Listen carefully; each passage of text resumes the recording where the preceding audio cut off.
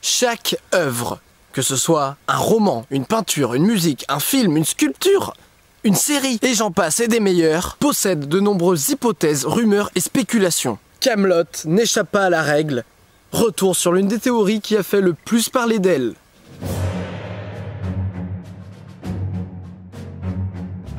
Non! Faut arrêter de penser à des petits hommes verts dès qu'on dit extraterrestre. On utilise le terme extraterrestre pour toute forme de vie extérieure à la Terre. Donc Superman est un extraterrestre, Dieu est un extraterrestre, la plus petite molécule possible que l'on trouverait en dehors de la Terre est un extraterrestre. Maintenant que l'on a défini le mot extraterrestre, définissons Perceval.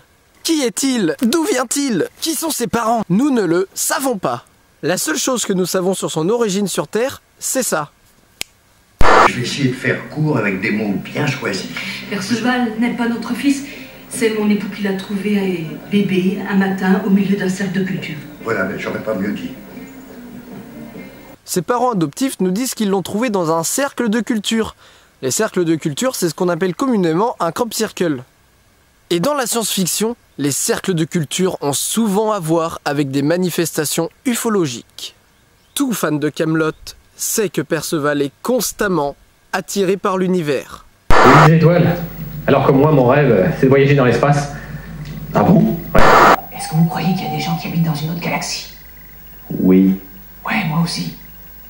Et vous croyez qu'il y a des planètes où il y a que des chevaux, d'autres planètes où il y a que des furets, et d'autres planètes où il y a que des insectes? Non. Ah ouais?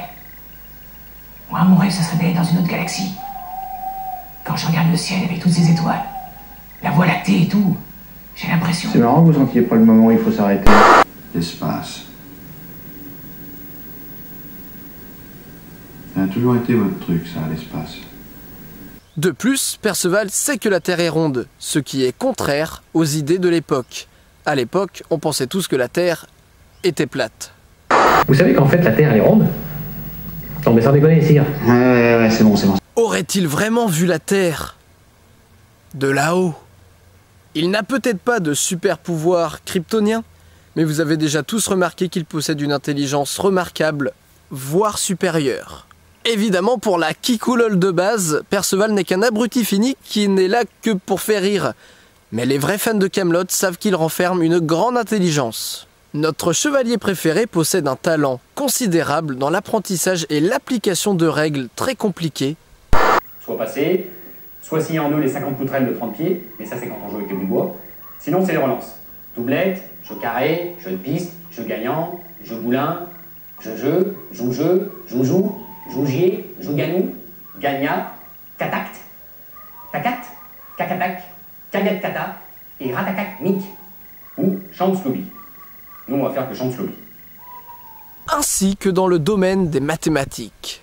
Qu'est-ce qu'on va lui faire compter maintenant? Les pierres du château? 16 130. Hein? Pardon? Normalement ça devrait faire 16 132, mais il manque une pierre à la tour est et une autre qui s'est barrée sous une échauguette. Si c'est vrai, c'est stupéfiant.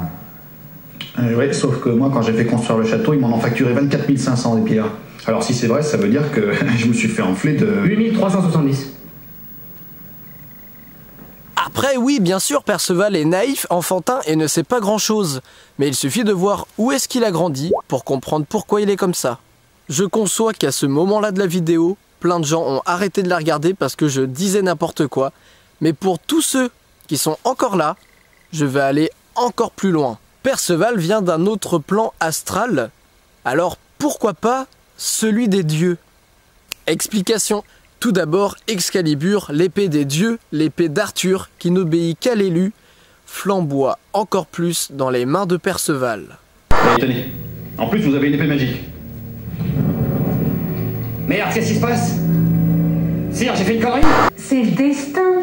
Le destin. Quoi? Excalibur flamboie lorsqu'elle reconnaît l'exceptionnelle destinée de son porteur. La Dame du Lac, qui serait donc une entité de la même famille que lui, semble s'intéresser beaucoup à son existence.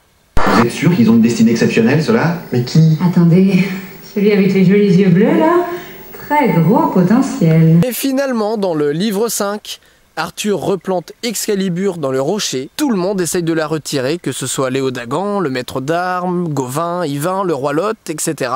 Mais Perceval, lui, par respect pour Arthur, ne veut pas retirer Excalibur. Mais on le sait tous, si Perceval avait essayé de retirer l'épée, il aurait réussi. Et voilà, c'est la fin de cette vidéo. Les rageux crieront au scandale qu'il n'a jamais été question que Perceval ne soit pas humain. Je leur réponds tout simplement que chaque auteur fait sa propre interprétation de la légende arthurienne.